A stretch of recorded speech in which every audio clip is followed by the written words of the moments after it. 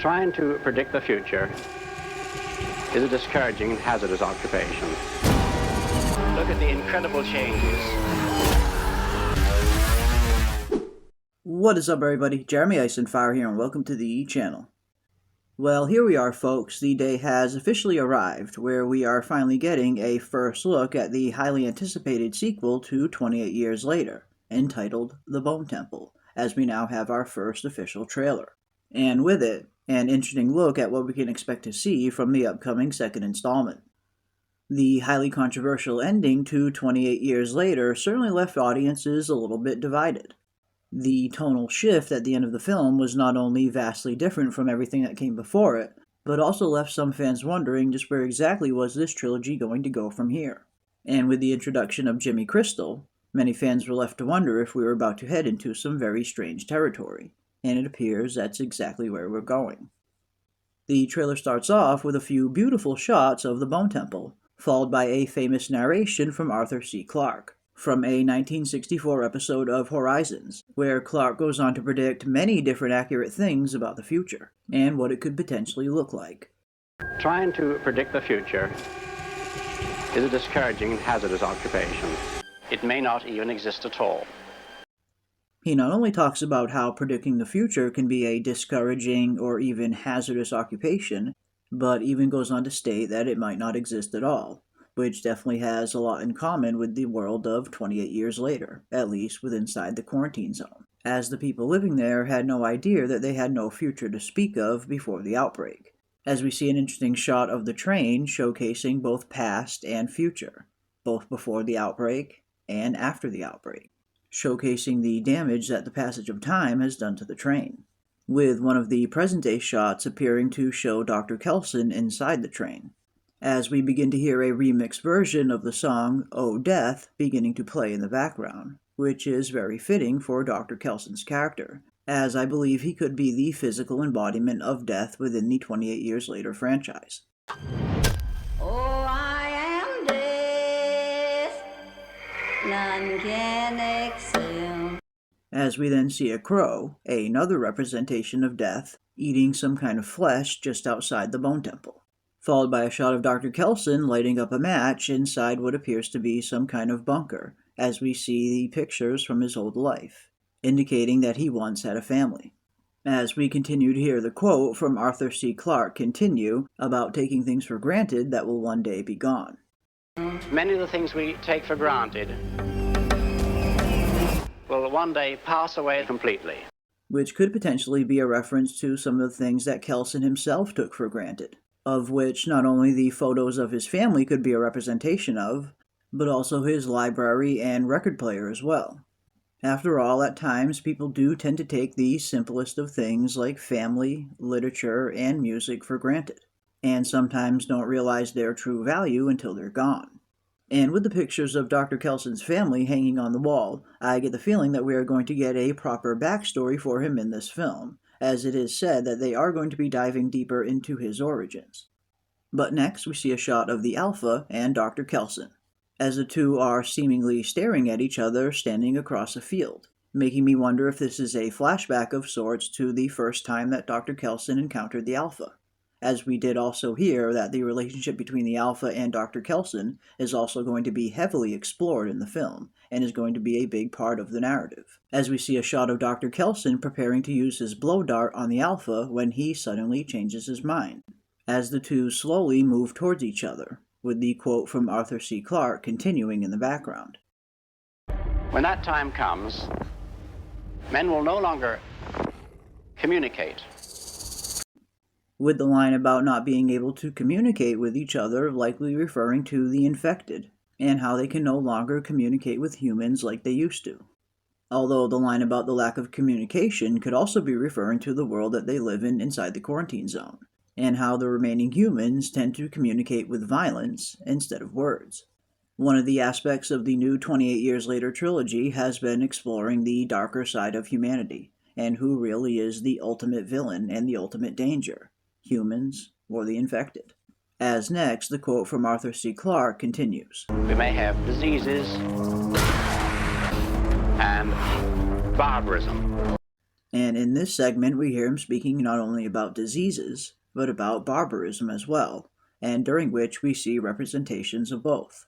By first seeing a shot of a man running from the infected in the woods, followed by a shot of the Jimmy Gang putting on gas masks, both of which are a representation of disease, followed by a shot of what appears to be a group of people being tortured, a clear representation of barbarism, both of which will probably be heavily on display in the upcoming film. But next, we see a shot of Jimmy slamming his hand on the table in anger. And while much is still unknown about the nature of the Jimmy Gang, we do know that they are going to be heavily featured in the upcoming film, and it certainly appears that they are going to be playing an antagonistic role. And if nothing else, I'm looking forward to learning a little bit more about the inner workings of this Jimmy Gang. What kind of dynamic has Jimmy cultivated? What kind of leader is he? And why did he create the cult in the first place? Was it simply a desire for power? Or was there a loneliness aspect to it? After all, from the little that we do know about Jimmy's backstory from the first 28 Years Later film, his entire family got killed, leaving him alone, making me wonder that if his forming of the Jimmy Gang was his attempt to find a new family. As the quote continues yet again. The whole world will cease to make any sense.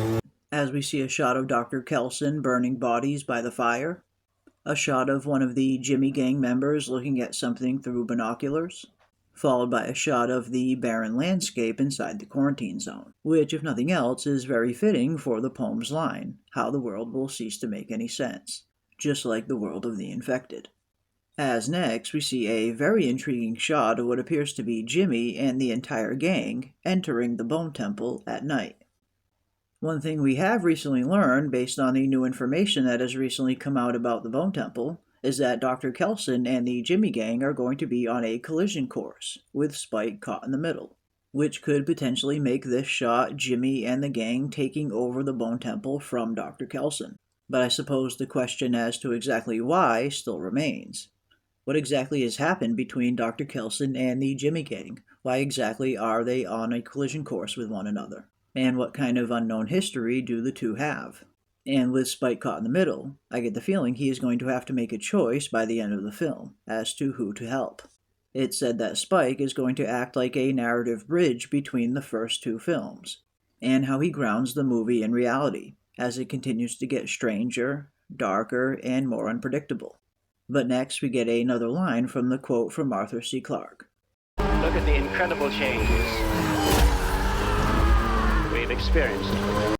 With the changes they've experienced and survived, most likely referring to how much the world has changed inside the quarantine zone and the few survivors that have managed to last.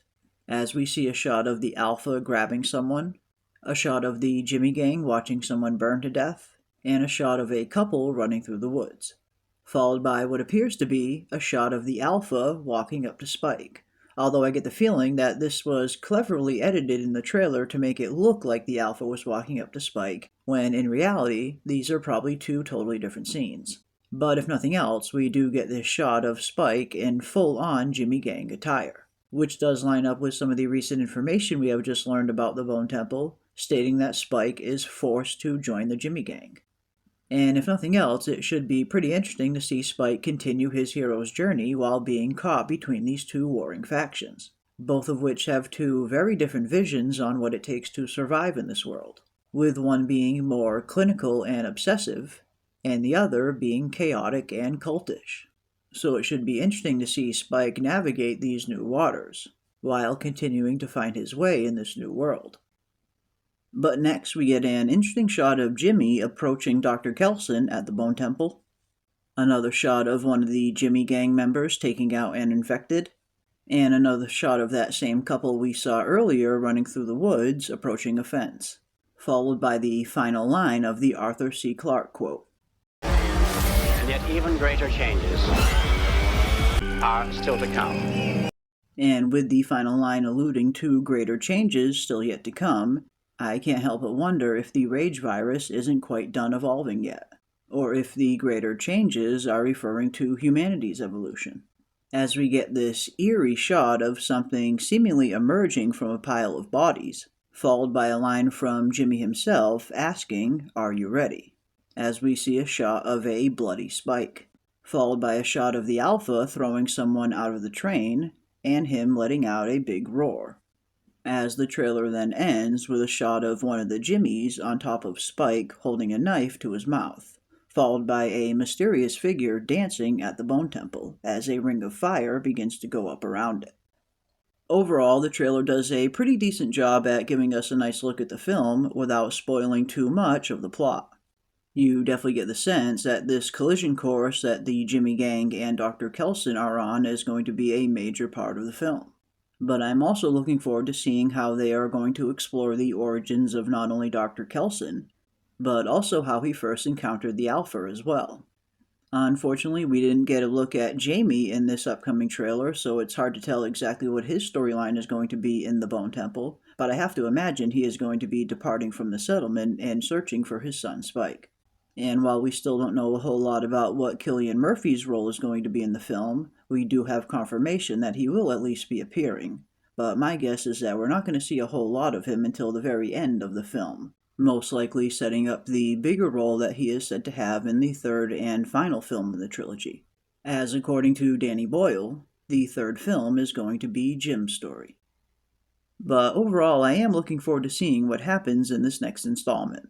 Although I would be remiss if I didn't point out I was a little bit nervous seeing that Nia DaCosta is directing, as I'm not a huge fan of her work in the past. But hopefully they can deliver an intriguing sequel and set up an interesting third film for Jim's return. But that is going to do it today for our initial breakdown of the new trailer for the Bone Temple. And definitely leave your thoughts and comments down below. What part of the trailer stood out to you the most, and what are you looking forward to seeing in this next installment? And if you enjoyed this video, don't forget to leave a like on your way out and consider subscribing to stay up to date on all of our upcoming 28 Years Later content. And as always, I want to give a big thank you to everybody out there for watching, and a huge thank you to all of the channel members, and we will see you on the next one. Lots of shall scream in